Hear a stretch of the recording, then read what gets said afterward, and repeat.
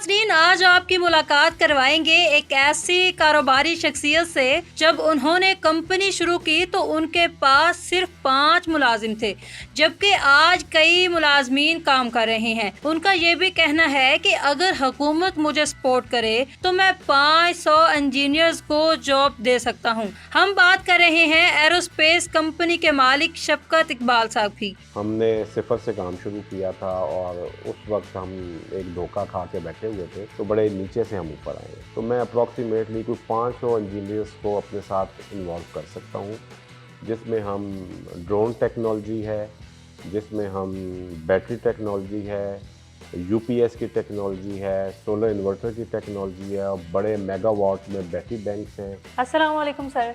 वालेकुम सलाम। सर, पहले तो ये बताइए कि ज़िंदगी में सबसे पहला कारोबार कौन सा किया था, उसमें कितना फ़ायदा हुआ और क्या नुकसान हुआ? सबसे पहले जो मैंने जो काम किया वो ट्रांसपोर्ट का था और वो बड़ा तकलीफ़ दे मसला था। अच्छा।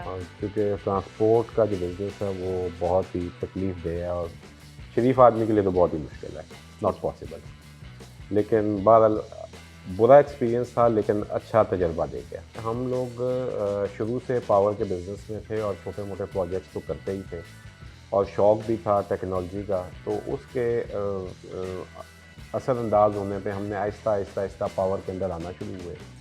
पहले हम डिफरेंट टाइप की पावर्स के अंदर काम करते थे, लेकिन फिर अल्लाह ने हमें तौफीक दी कि हम ऑल टाइप ऑफ प्रोडक्ट्स के ऊपर काम करें और फिर हमने एक कंपनी का वजूद रखा जिसका नाम एरोस्पेस बेकी था।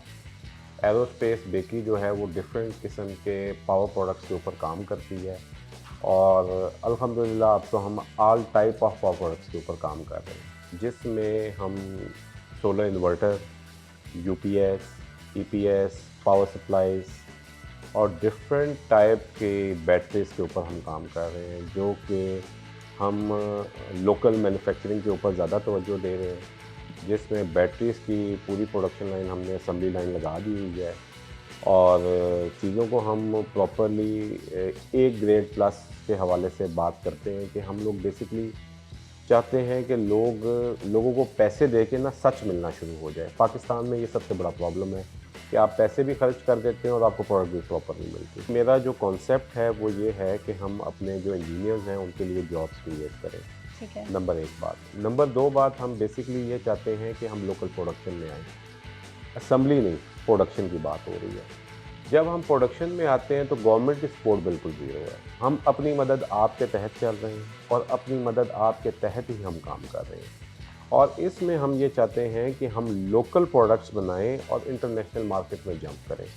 और इंटरनेशनल मार्केट में जंप करने के लिए ना मोस्ट जो सबसे इम्पॉर्टेंट आपकी चीज़ें हैं उसमें सबसे इम्पॉर्टेंट है गवर्नमेंट सपोर्ट, कि आपको वो क्या चीज़ सपोर्ट कर सकती है। गवर्नमेंट से हमें पैसा नहीं चाहिए, गवर्नमेंट से हमें सिर्फ क्या चीज़ चाहिए कि हमें वो सहूलियात फराहम करें कि अगर एक कंपनी प्रोडक्शन लाइन बनाना चाह रही है और एक्सपोर्ट के विजन के साथ आ रही है तो उसको सपोर्ट करें।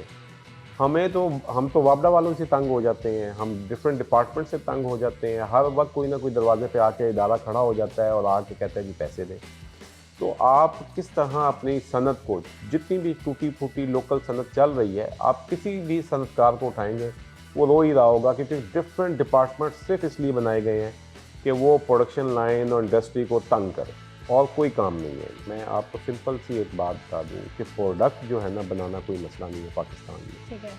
आप जब तक लैंड माफिया वाला बिजनेस ख़त्म नहीं करेंगे तब तक सनत ग्रो नहीं करेगी। सोलर का सर आजकल बड़ा वो चल रहा है, सोलर सस्ता हो गया है, गवर्नमेंट इस पे बड़े दावे कर रही है कि हम टैक्स में छूट देंगे और लोग जो है वो सोलर की तरफ आए। तो क्या हुकूमत जितने भी दावे करी ये सच है? सोलर तो ऑटोमेटिकली सस्ता हो गया है, गवर्नमेंट का उसमें कोई कमाल नहीं है। और दूसरी जो चीज़ है, क्वालिटी कंट्रोल जो डिपार्टमेंट्स हैं उनका कोई बेसिकली कोई अपना भी नॉलेज नहीं है, वो सिर्फ इसीलिए बैठे हुए हैं कि लोगों को तंग करें। और मेयार जो है पाकिस्तान में बहुत थोड़ा सा तकलीफ़ दे मरला है कि हम लोग जो हमारे ट्रेडर हजरात हैं, जब वो पाकिस्तान में कोई भी प्रोडक्ट लाते हैं तो वो वहाँ से ही, चाइना से ही आप बी ग्रेड लेके आते हैं अब चाइना में पाकिस्तान का रवैया, रवाज या जो कुछ भी आप समझते हैं वो इस जगह पे चला गया हुआ है कि वो जब पाकिस्तानी कहते हैं कि पाकिस्तान, तो वो आपको बी ग्रेड प्रोडक्ट दिखाना शुरू कर देते हैं। आप उससे क्या ए ग्रेड चाहिए, वो कहते हैं नहीं नहीं पाकिस्तान के लिए ये बी ग्रेड है। तब ही वही चाइना जो कि इंटरनेशनली एक्सपोर्ट कर रहा है पूरी दुनिया में, उसकी प्रोडक्ट वहाँ जा रही है अच्छी, पाकिस्तान नहीं आ रही। क्यों? क्योंकि हमारा ट्रेडर लेता ही बी ग्रेड, सी ग्रेड और कोशिश करता है कूड़ा ही उठा के ले आए और वो यहाँ पे सस्ते दामों बेच दे और लोगों के घरों में जाए, और वो फिर नहीं चलता बेसिकली। सर जैसा कि आप जानते हैं कि आजकल पेट्रोल बहुत महंगा हो गया है, तो इलेक्ट्रिक बाइक्स पे बहुत काम चल रहा है।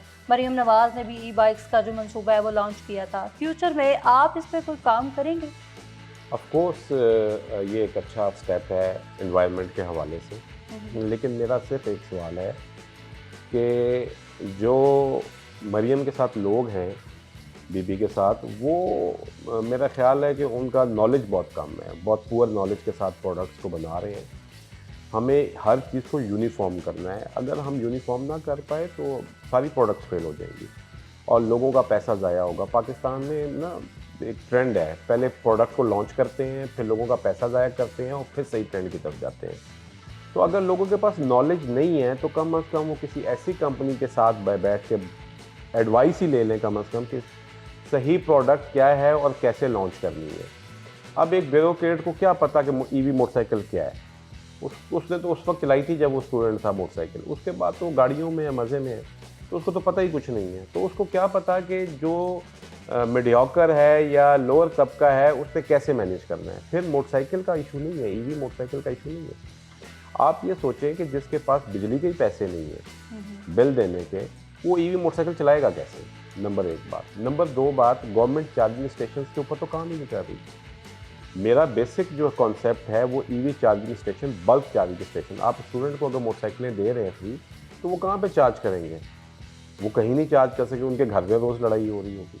तो आप कॉलेजेस और यूनिवर्सिटीज़ में बल्क ईवी चार्जिंग दें, जहाँ पे 20, 25, 50 मोटरसाइकिलें चार्ज हो रही हैं। लाइक गवर्नमेंट डिपार्टमेंट हैं, उनको आप पेट्रोल वाली मोटरसाइकिलें उनसे लें और ईवी मोटरसाइकिल्स दें, और बल्क चार्जिंग स्टेशन आप वहीं पे लगा के दें उनको, ताकि जब वो ऑफिस टाइम में जाएं तो वो सोलर से चार्ज हो रहा हो और उनको गवर्नमेंट को भी बचत आए और एनवायरनमेंट की भी बेहतरी हो और लोगों को पैसे भी बचे। सर ये जो ट्रांसफ़र ऑफ टेक्नोलॉजी है, पहले तो ये बताएं कि ये क्या है ट्रांसफ़र ऑफ टेक्नोलॉजी में आप देखें, जैसे हम लोग प्लान कर रहे हैं बैटरीज, लिथियम आयन बैटरीज के हवाले से, फिर ईवी बैटरीज के हवाले से, ईवी कार की बैटरी के हवाले से, यूपीएस के हवाले से, इन्वर्टर के हवाले से। तो हम बेसिकली ये चाहते हैं कि ये सारी product scratch to end Pakistan के अंदर बने। अब कुछ कंपोनेंट ऑफ कोर्स चाइना भी बाहर से लेता है, कुछ कंपोनेंट हम भी बाहर से लेंगे, लेकिन 80% आप जब अचीव कर जाते हैं तो आप सक्सेस रिपोर्ट देते हैं। तो आपको जो भी प्रोडक्ट बनानी है उसको ट्रांसफ़र ऑफ टेक्नोलॉजी को कहते हैं कि जब आप 80% या 90% या 100% प्रोडक्ट लोकल बना रहे हैं और टेक्नोलॉजी आप बाहर से लेके आए, उसके लिए हम लोग रेडी हैं। लेकिन गवर्नमेंट की सपोर्ट कोई नहीं है, हम अपनी मदद आपके तहत ही कर रहे हैं। मैं एरोस्पेस बेकी के नाम से काम कर रहा हूँ और मेरा एक विज़न है। जिस बिल्डिंग में आप बैठे हुए हैं ये सिर्फ प्रोडक्शन लाइन और ऑफिस की बिल्डिंग है। इसके साथ मैंने एक और प्रॉपर्टी ली हुई है जिसमें मैं सिर्फ R&D बनाना चाहता हूँ। दूसरी चीज़ ये है कि जब हम ट्रांसफ़र ऑफ टेक्नोलॉजी की बात करते हैं तो प्रोडक्ट 100% या 90% पाकिस्तान में जब बनना शुरू हो जाएगी तो हम एक्सपोर्ट के लिए रास्ता निकालेंगे। चाइना कोई अनोखा नहीं है। चाइना की सिर्फ एक क्वालिटी है कि वो अपने सनतकार को, अपने टीम मेंबर्स को जो नई टेक्नोलॉजीज़ के ऊपर काम कर रहे हैं उनको सपोर्ट करता है, सिविल में भी और मिलिट्री में भी। लेकिन पाकिस्तान में ऐसी कोई चीज़ नहीं है, ना रवाज है। मेरा बेसिक कॉन्सेप्ट ये है कि हम क्योंकि इंजीनियरिंग फर्म है तो हम इलेक्ट्रॉनिक्स, इलेक्ट्रिकल और सॉफ्टवेयर वाले बच्चों को एम्प्लॉयमेंट दें और हम उसके ऊपर ही काम कर रहे हैं और उसके ऊपर हम सिर्फ अपनी ज़ोर के ऊपर ही कर रहे हैं, क्योंकि गवर्नमेंट की तरफ से तो कोई सपोर्ट नहीं है। लेकिन हाँ, मैं ये चाहूँगा कि अगर हमें गवर्नमेंट सपोर्ट करे, हमें बेसिकली फाइनेंशियली कोई चीज़ सपोर्ट होनी चाहिए। हमें सिर्फ ये चाहिए कि हमें इदारे तंग ना करें, हमारे लिए रास्ता बनाएं, हमें गैप बना के दें ताकि हम अब जो काम हमने 3 महीने में करना है वो हम 15 दिन में कर सकें। तो ऑफ कोर्स मैं अप्रॉक्सीमेटली, अगर मैं गलत नहीं हूँ तो मैं अप्रॉक्सीमेटली कोई 500 इंजीनियर्स को अपने साथ इन्वॉल्व कर सकता हूँ, जिसमें हम ड्रोन टेक्नोलॉजी है, जिसमें हम बैटरी टेक्नोलॉजी है, यूपीएस की टेक्नोलॉजी है, सोलर इन्वर्टर की टेक्नोलॉजी है और बड़े मेगावाट में बैटरी बैंक्स हैं। तो ये तब भी पॉसिबल हो सकता है जब गवर्नमेंट सपोर्ट कर रही हो आपको। अगर मुझे कोई चीज़ ज़रूरत है तो मैं किसी एक विंडो पे जाके बात कर सकूँ। यहाँ पे जिस विंडो पे भी जाते हैं हम लोग, जिस भी डिपार्टमेंट में जाते हैं, वो फिर उसको भी खुद नहीं पता कि वो क्या काम कर रही है। तो ये बड़ा अलमिया है पाकिस्तान के साथ। सर, जब आपने बेकरी की बुनियाद रखी थी तब आपने कितनी इन्वेस्टमेंट की थी और तब आपके पास कितने मुलाजिम थे जो काम करते थे, और अब आपके पास कितने मुलाजिम काम कर रहे हैं और कितनी मंथली जो है वो आपकी आमदन है? देखें जी, हमने जब शुरू किया था ना तो हम तो बिल्कुल ही स्क्रैच से शुरू हुए थे। हमने सिफर से काम शुरू किया था और उस वक्त हम एक धोखा खा के बैठे हुए थे, तो बड़े नीचे से हम ऊपर आए हैं। अच्छा। और सारी मेहनत हमने खुद की है, अपने रास्ते हमने खुद खोले हैं, अपने दरवाजे हमने खुद खोले हैं, नॉक करते रहे हैं। अल्लाह ने हमें तरक्की दी है। हमें जो सपोर्ट है वो अल्लाह की तरफ से ही है, बाकी गवर्नमेंट की तरफ से तो कोई नहीं है। लेकिन बेसिकली बुनियाद उस वक्त भी यही थी कि हम प्रोडक्शन लाइन और असेंबली लाइन यहाँ पे लगाएंगे, और आज भी वही थीम है, उसी के ऊपर काम कर रहे हैं। जब हमने काम शुरू किया था तो अब हम 2 लोग थे, 3 लोग थे, और अब अल्हम्दुलिल्लाह हम 50 लोग हैं और आगे हम नई जॉब्स क्रिएशन करना चाह रहे हैं। तब कितनी इन्वेस्टमेंट की थी और कौन सी पहली प्रोडक्ट कौन सी आपने बनाई थी? पहली इन्वेस्टमेंट ये थी कि जब हमने इन्वेस्टमेंट की तो हमारे साथ फ्रॉड हो गया। एक पाकिस्तानी ने हमारे साथ फ्रॉड कर दिया दुबई में, तो हम बहुत ही नीचे चले गए। फिर अल्लाह ने हमारा हाथ पकड़ा, गॉड गिफ्टेड थी हर चीज़, और हम आहिस्ता आहिस्ता ग्रो करते चले गए। Thank you so much sir, वक्त देने का। Thank you.